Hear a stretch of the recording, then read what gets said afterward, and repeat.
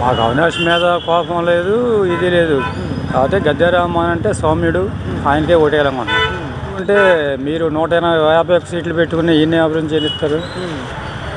మరి ఆ గోడైనా అంతకుముందు ఆయన టైంలో వచ్చిన అదే కింద వారది వాళ్ళు కట్టేయటం అంటే తీసుకురావటం, డబ్బు జనం డబ్బు అయినా చేయటం. ఇప్పుడు ఈ 4 ఏళ్లలో మనం 3 రాజధానులు అనుకున్నాం. నేనల్లా ఆయన అంటున్నాడు ఏది 3 స్తంభం ఏమైనా బాతాడా?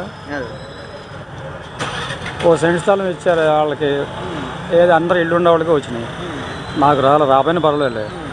దాంట్లో 1,80,000 కేంద్ర ప్రభుత్వం నుంచి ఆవాస్ యోజన కింద వస్తాయి. పేరంతా ఈడు అనకూడదు, సారీ, ఇస్తుంది. అవన్నీ పూటకాలు 12 లక్షల కోట్ల అప్పు. ఇంకేమన్నా దాంట్లో ఇంకా అభివృద్ధి ఏంటికి? ఇది అప్పు చేసి నువ్వు జనానికి పంచాల్సిన అవసరం లేదు ఇక్కడ.